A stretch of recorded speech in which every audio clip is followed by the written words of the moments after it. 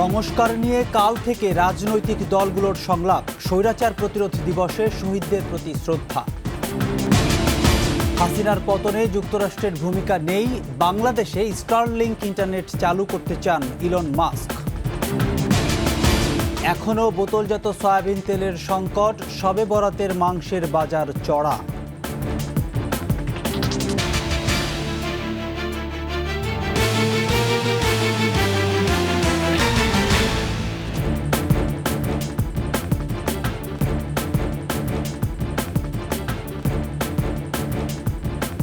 শুনছিলেন সংবাদ শিরোনাম। আমন্ত্রণ 21শে দুপুরের সংবাদে, সাথে আছি আমি প্রণব চক্রবর্তী। দর্শক, 21শে টেলিভিশনের সংবাদ একই সাথে সরাসরি দেখতে পাবেন আমাদের ফেসবুক পেজ www.facebook.com/2124 অনলাইনে। এছাড়া সাবস্ক্রাইব করতে পারেন www.youtube.com/21ETV চ্যানেলে। এছাড়া সংবাদে আরও থাকছে: শীতের জীর্ণতা ঘুচিয়ে এলো ঋতুরাজ বসন্ত, ফাগুন হাওয়ায় উচাটন মন, প্রকৃতি জুড়ে ভালোবাসার রং।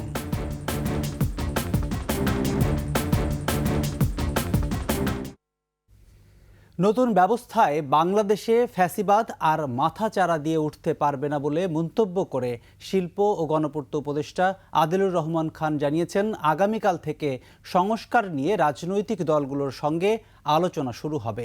স্বৈরাচার প্রতিরোধ দিবস উপলক্ষে সকালে রাজধানীর শিক্ষা চত্বরে স্বৈরাচার পতন আন্দোলনের শহীদদের প্রতি শ্রদ্ধা জানান উপদেষ্টা আদিলুর। এ সময় সমাজতান্ত্রিক ছাত্র ফ্রন্ট, বিপ্লবী ছাত্র মৈত্রী, পাহাড়ি ছাত্র ফ্রন্ট, স্বৈরাচার বিরোধী ছাত্র পরিষদ, 90-এর সর্বদলীয় ছাত্র ঐক্য এবং 82 থেকে 90 ছাত্র আন্দোলনের নেতাকর্মীরা উপস্থিত ছিলেন। তারা বলেন, 90 এবং 24-এর স্বৈরাচার পতনের আন্দোলন একই সূত্রে গাঁথা। দেশের চলমান পরিস্থিতিতে সব ষড়যন্ত্র মোকাবেলা করে সকল রাজনৈতিক দলগুলোকে ঐক্যবদ্ধ থাকারও আহ্বান তাদের। আগামীকাল থেকে যে সংস্কার নিয়ে আলোচনা শুরু হবে রাজনৈতিক দলগুলোর সঙ্গে, এই সংস্কারের আলোচনা দেশে একটা গণতান্ত্রিক ব্যবস্থা প্রতিষ্ঠার জন্য এগিয়ে নিয়ে যাবে দেশকে। আমি আশা করি বাংলাদেশ কখনোই আর ফ্যাসিবাদের দিকে ফিরে যাওয়ার সুযোগ রাখবে না। এবারে ট্রাম্প মোদি বৈঠক প্রসঙ্গ। বাংলাদেশের রাজনৈতিক পট পরিবর্তনে যুক্তরাষ্ট্রের সংশ্লিষ্টতা নেই বলে জানিয়েছেন মার্কিন প্রেসিডেন্ট ডোনাল্ড ট্রাম্প। ওয়াশিংটনের ওভাল অফিসে সফররত ভারতের প্রধানমন্ত্রী নরেন্দ্র মোদীর সঙ্গে যৌথ সংবাদ সম্মেলনে কথা জানান ট্রাম্প। দ্বিতীয় মেয়াদে যুক্তরাষ্ট্রের প্রেসিডেন্টের দায়িত্ব নেয়ার পর প্রথমবারের মতো ওয়াশিংটন সফরে গেছেন মোদী। দুই শীর্ষ নেতার সংবাদ সম্মেলনে সাংবাদিকদের প্রশ্নোত্তরে উঠে আসে বাংলাদেশ প্রসঙ্গ। এ সময় বাংলাদেশের চলমান রাজনৈতিক সংকটে ডিপ স্টেটের সংশ্লিষ্টতা নেই বলে জানিয়েছেন ট্রাম্প, তবে কথা বলেন বাংলাদেশ ভারত সম্পর্ক নিয়ে। Well, there was no role for our deep state. It was. This is something that the Prime Minister has been working on for a long time and has been worked on for hundreds of years, frankly. I've been reading about it. But I will leave Bangladesh to the Prime Minister. বাংলাদেশে Starlink satellite internet সেবা চালু করতে আগ্রহী Tesla প্রধান billionaire Elon Musk. এ পদক্ষেপকে স্বাগত জানিয়েছেন অন্তর্বর্তী সরকারের প্রধান উপদেষ্টা ডক্টর মোহাম্মদ ইউনূস।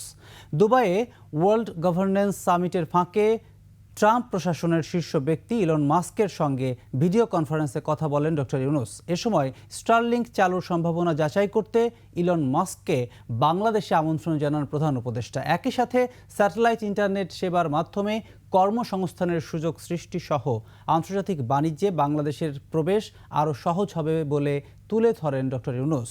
প্রযুক্তি নির্ভর সামাজিক ও অর্থনৈতিক উন্নয়নের জন্য মাস্কের সঙ্গে কাজ করারও আগ্রহ প্রকাশ করেন তিনি। এ ব্যাপারে ইতিবাচক মন্তব্য করেন মাস্ক। ওয়াশিংটন সফররত ভারতের প্রধানমন্ত্রী নরেন্দ্র মোদীর সঙ্গে বৈঠকের আগেই ডক্টর ইউনূসের সঙ্গে এই ভিডিও আলাপ করেন মাস্ক। বাংলাদেশে ইপিজেড করতে চায় সংযুক্ত আরব আমিরাত। দুবাইয়ে প্রধান উপদেষ্টা ডক্টর মোহাম্মদ ইউনূসের সাথে বৈঠকে দেশটির বাণিজ্য ও স্বাস্থ্যমন্ত্রী এ প্রস্তাব দেন। এতে বাংলাদেশে বিপুল পরিমাণ বিনিয়োগের পাশাপাশি অনেক মানুষের কর্মসংস্থান হবে বলে আশা প্রকাশ করেন তারা। এছাড়া বাংলাদেশি কমিউনিটির সদস্যদের সাথেও বৈঠক করেছেন ডক্টর ইউনূস। এক প্রেস ব্রিফিংয়ে এসব বিষয়ে বিস্তারিত জানান প্রেস সচিব শফিকুল আলম। উনি আজকে ইউএইর হেলথ মিনিস্টারের সাথে কথা হয়েছে এবং ইউএই ট্রেড মিনিস্টারের সাথে কথা হয়েছে। খুবই গুরুত্বপূর্ণ একটা ডেভেলপমেন্ট হচ্ছে যে ইউএই, আপনারা জানেন ইউএইর কয়েকটা পোর্ট কোম্পানি বাংলাদেশে তারা চিরাং পোর্ট কিছু টার্মিনাল ম্যানেজ করতে চাচ্ছিল এবং সেই নিয়ে আমাদের সাথে তাদের কথাবার্তা হচ্ছে। তো সেই আলোকেই প্রফেসর ইউনূস ইউএইর কোম্পানিগুলোকে বলছিলেন যে তারা যাতে বাংলাদেশে তাদের ফ্যাক্টরিগুলোকে রিলোকেট করে।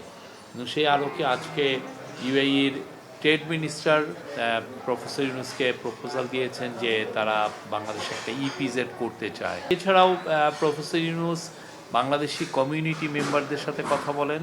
ইলন মাস্কের সাথে প্রফেসর ইউনূসের কথা হয়েছে কিনা, আমরা বলছি হ্যাঁ কথা হয়েছে, বাট এ বিষয়ে আমরা পরে আপনাদেরকে আরও ডেভেলপমেন্ট। জাতীয় নির্বাচনের আগে আওয়ামী লীগ নিষিদ্ধের দাবি জানিয়েছে জাতীয় নাগরিক কমিটি। তারা বলছে নতুন সংবিধান প্রণয়নে সবার আগে গণপরিষদ নির্বাচন করতে হবে। সোহেল সামির রিপোর্ট। স্বৈরাচার প্রতিরোধ দিবস উপলক্ষে প্রেস ক্লাবে জাতীয় নাগরিক কমিটির আলোচনা। সংগঠনের পক্ষ থেকে নির্বাচনের আগে আওয়ামী লীগের নিবন্ধন বাতিলের দাবি জানানো হয়। এই ইলেকশনের পূর্বেই আওয়ামী লীগের নিবন্ধন আমাদেরকে বাতিলের দাবিতে রাজপথে ঐক্যবদ্ধভাবে লড়াইয়ে সামিল হতে হবে। আমরা যদি আওয়ামী লীগকে এই নির্বাচনের আগেই তাদের যদি নিবন্ধন বাতিল করতে বাংলাদেশের মানুষ সচেষ্ট না হয়, তাহলে এই যে আমাদের আপকামিং যে নির্বাচন রয়েছে জনগণের সামনে গভীর সংকট অপেক্ষা করছে। আলোচকরা বলেন, এক ব্যক্তিকে প্রতিষ্ঠার জন্যই ৭২-এর সংবিধান হয়েছিল। এই সংবিধান পরিবর্তনে গণপরিষদ নির্বাচন করতে সরকারকে পদক্ষেপ নিতে হবে। আমরা বুকের রক্ত ঢেলেই যাব আর তার বেনিফিশিয়ারি হবে একটি রাজনৈতিক দল এবং সে আবার পুনরায় স্বৈরচারিক অবস্থা সৃষ্টি করবে। এটা আমরা আর হতে দেব না। ৫ আগস্টের অভ্যুত্থান ছিল একটি বিপ্লব, আর সেই বিপ্লবের আকাঙ্ক্ষাই হলো আমূল পরিবর্তন বলেও মন্তব্য করেন বক্তারা। সোহেল সামি, ২১শে টেলিভিশন, ঢাকা। বাজারে বোতলজাত সয়াবিন তেলের সরবরাহ সংকট চলছেই। অনেকটাই উধাও ৫ লিটারের সয়াবিন তেল। শবে বরাত ঘিরে বেড়েছে দেশি ও ব্রয়লার মুরগির দাম। বিস্তারিত তানজিলা তাসনিমের রিপোর্টে।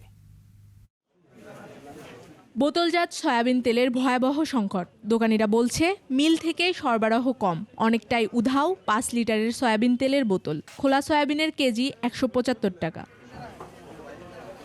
তেল কারেন্সি বাজার তেল পাওয়া যাচ্ছে না, তেলটা শর্ট, সিলিন্ডার একটু রেট কমছে আর চাল রেট আগে রেটে আছে। তেল তো মানে মার্কেটে নাই, মার্কেটে একবারে কম তেল। আগের দামে বিক্রি হচ্ছে চাল।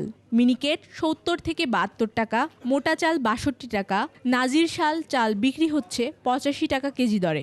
মিনিকেটের রেট এখন ৭০ টাকা ৭২ টাকা বিক্রি চলে, আর চিনি চলে হলো ১২০ টাকা ১৮ টাকা। চাউলের অবস্থানে একটু আছে, মোটামুটি আছে, মানে একটু কমতেছে বাড়তেছে এরকম। ঢেঁড়স ১২০, লাউ ৫০, করলা ৬০ টাকা কেজি দরে বিক্রি হচ্ছে। পেঁয়াজ ৪৫ থেকে ৫০ টাকা, আর বড় রসুন বিক্রি হচ্ছে ২২০ টাকা। রসুন গত সপ্তাহে আমরা ২২০ টাকা বিক্রি করছি, এখনও ২২০ টাকাই আছে। আদা আপনার ২০০ থেকে ২২০ টাকা চায়নাটা। আজকে যে বাজার দাম আছে কাঁচা সবজির গত সপ্তাহের চেয়ে একটু বেশি, এ সপ্তাহে একটু বেশি দাম, আর নিউ মার্কেটের দাম সবসময় একটু বেশি নেয়। ইলিশ বিক্রি হচ্ছে ২৫০০ টাকা কেজিতে, চিংড়ি ১৪৫০, রূপচাঁদা ১১০০, রুইয়ের কেজি ৩০০ টাকা। শবে বরাতের কারণে মাংসের বাজার কিছুটা চড়া। ব্রয়লার মুরগি কেজিতে ২০ টাকা বেড়ে বিক্রি হচ্ছে ২২০ টাকা। দেশি মুরগির দামও বেড়েছে কেজিতে ২০ টাকা। আগের দামে বিক্রি হচ্ছে গরু ও খাসির মাংস। তানজিলা তাসনিম, ২১শে টেলিভিশন, ঢাকা। শীতের জীর্ণতা ঘুচিয়ে এলো ঋতুরাজ বসন্ত। নবপ্রাণের আবাহনে ভালোবাসার রং ছড়িয়ে পড়েছে প্রকৃতি জুড়ে। জুলাই আগস্টের রক্তাক্ত অভ্যুত্থানের পর নতুন বাংলাদেশে বসন্ত বরণে ঢাকা বিশ্ববিদ্যালয়ের চারুকলার বকুলতলায় আয়োজন করা হয় বর্ণিল উৎসবের। বিস্তারিত জানাচ্ছেন নাহিদ সিরাজি নিম্মি। বাতাসে বহিছে প্রেম, নয়নে লাগিল নেশা, কারা যে ডাকিল পিছে, বসন্ত এসে গেছে। প্রকৃতিতে ফাগুনের হাওয়া, বসন্ত বাতাসে ভালোবাসার সুর, আর সেই উন্মাদনায় বাসন্তী রং শাড়ি আর খোপায় নানা রঙের ফুল গুজে তরুণীরা মেতেছেন বসন্ত বরণে। সবাইকে বসন্তের বাসন্তী শুভেচ্ছা। আজকে এমনিতেই জনমনে অনেক আনন্দ, কিন্তু এই আনন্দ আরো দ্বিগুণ হয়েছে কারণ আজকে একই সাথে দুইটি দিবস। একটি বিশ্ব ভালোবাসা দিবস। পরিবার পরিজন নিয়েও ফাগুন হাওয়ায় মেতে উঠতে চারুকলার বকুলতলায় এসেছেন অনেকে। বসন্ত উৎসব আমার সবসময় ভালো লাগে, সাথে ভালোবাসা দিবস। হাজবেন্ডের সাথে ঘুরতে আসছি, অনেক ভালো লাগছে। প্রতি বছর এখানে আসি, আমার খুব ভালো লাগে। The energy, the vitality of people and the friendliness of the people. So thrilling to be here. Everybody is so friendly. It's so colorful. I love to see all the beautiful women. ঋতুরাজ বসন্ত বরণে বাদ যায়নি শিশুরাও। নাচ touch দেখলাম, প্রথমে গান শুনলাম, তারপর এখান থেকে ফুল নিলাম। ফার্স্ট টাইম আসলাম এখানে, তো সবকিছু মিলিয়ে অনেক বেশি ভালো লাগছে। সকালে এসে আমি এখানে খুব মজা করেছি, প্রোগ্রাম দেখেছি অনেক। নাচ গানে বসন্ত বরণে চিরায়ত বাঙালি ঐতিহ্য। বসন্ত রাগে নবজাগরণের সুরে বকুলতলায় জমে ওঠে জাতীয় এই আয়োজন।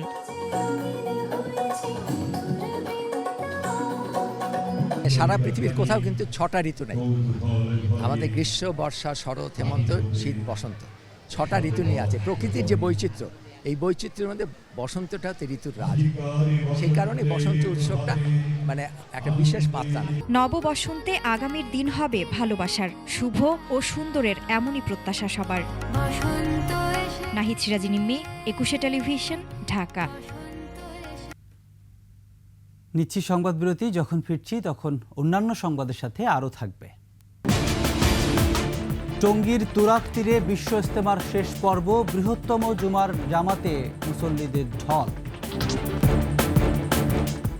আবারও আমন্ত্রণ দুপুরের 21 সংবাদ।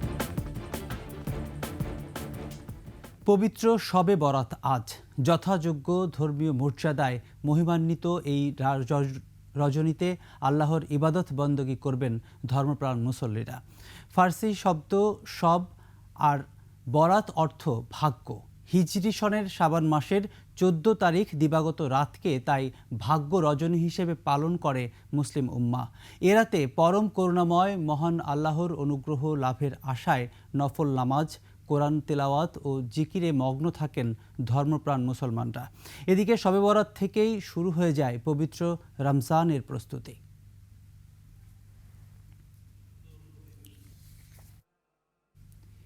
টঙ্গীর তুরাগ তীরে 58তম বিশ্ব ইজতেমার দ্বিতীয় ও শেষ পর্বে মাওলানা সাদ অনুসারীদের অংশগ্রহণে হল বৃহত্তম জুমার নামাজ।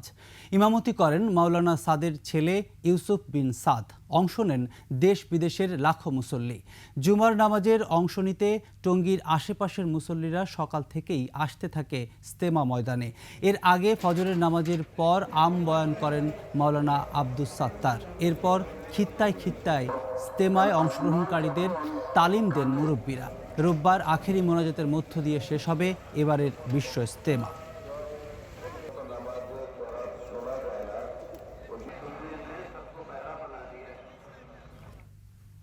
হবিগঞ্জের চুনারুঘাটে স্ত্রীর সাথে ঝগড়ার জের ধরে বিষ পানে আত্মহত্যা করেছেন বাবা ও 2 মেয়ে। সকালে উপজেলার আতিকপুর গ্রামে এ ঘটনা ঘটে। স্থানীয়রা জানায় আতিকপুর গ্রামের আব্দুর রৌফ এবং তার স্ত্রী হাফিজার মাঝে প্রায়ই ঝগড়া হতো। এরই জেরে 2 দিন আগে হাফিজা 2 সন্তানকে রেখে 1 বছরের অপর শিশুকে নিয়ে বাড়ি থেকে চলে যান। এতে ক্ষুব্ধ হয়ে রাত 2টার দিকে আব্দুর রৌফ শিশুকন্যা আয়েশা ও খাদিজাকে বিষ পান করিয়ে নিজেও বিষ পান করেন। এ সময় শিশুদের চিৎকারে ঘরের লোকজন দরজা ভেঙে তাদের উদ্ধার করে। হবিগঞ্জ সদর হাসপাতালে নিয়ে গেলে চিকিৎসক 2 শিশুকে মৃত ঘোষণা করেন। চিকিৎসাধীন অবস্থায় সকালে মারা যান বাবা আব্দুর রৌফ।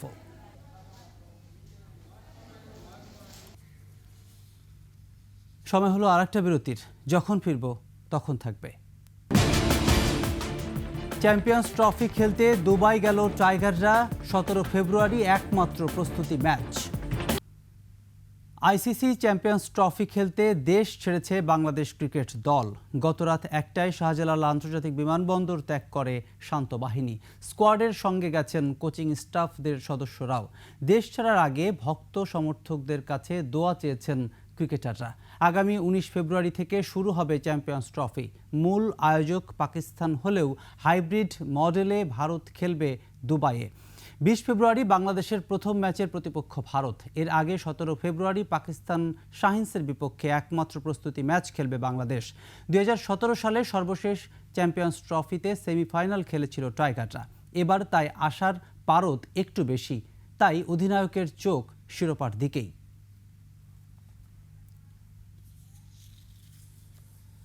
শেষ করছি নগরীর রাত প্রহরীদের খবর জানিয়ে। নিজেরা রাতে ঘুমান না, তাদের নির্ঘুম রাত কাটানোর বদৌলতেই নিশ্চিন্তে ঘুমাতে পারেন নগরবাসী। বলছিলাম নাইট গার্ড বা রাত প্রহরীদের কথা।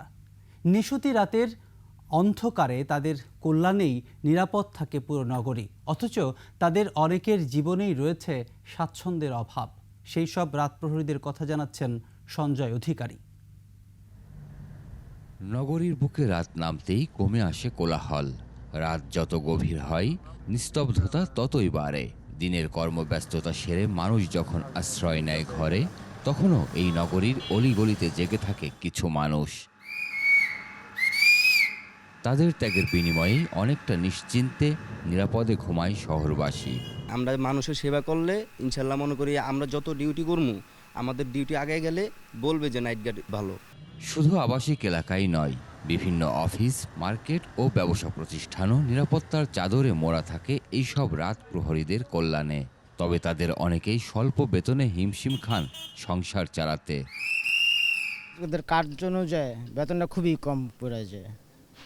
যেমন 9,000 টাকা আমাদের স্যালারি পাই, সারা রাত্র আমরা যাই। আমার পরে যারা ঢুকছে তাদের হচ্ছে 12,000, আর আমি ঢুকছি আগে আমার হচ্ছে 10,000। রাত্রে অনেক সময় রিক্স আছে, একা থাকি, কোন সময় কি হয় না হয়, হিসাবে বেতন কম। 6,000 টাকা বেতন, 6,700 টাকা দেয়। নিজেরা কষ্টে থাকলেও এমন সেবাধর্মী কাজের মধ্যে আনন্দই খুঁজে পান তারা।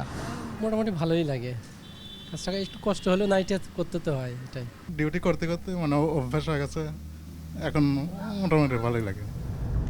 এক সময় নির্ঘুম রাত পুড়িয়ে দিনের আলোর দেখা মেলে। রাতের প্রহরীরাও নিজ জীবনে আশার আলো দেখতে থাকে। সঞ্জয় অধিকারী, 21 টেলিভিশন, ঢাকা। এর সাথে শেষ করছি দুপুরের 21 সংবাদ। যাবার আগে সংবাদ শিরোনামগুলো আরও একবার। সংস্কার নিয়ে কাল থেকে রাজনৈতিক দলগুলোর সংলাপ। স্বৈরাচার প্রতিরোধ দিবসে শহীদদের প্রতি শ্রদ্ধা। হাসিনার পতনে যুক্তরাষ্ট্রের ভূমিকা নেই, বাংলাদেশে স্টারলিংক ইন্টারনেট চালু করতে চান ইলন মাস্ক। এখনও বোতলজাত সয়াবিন তেলের সংকট, শবে বরাতের মাংসের বাজার চড়া।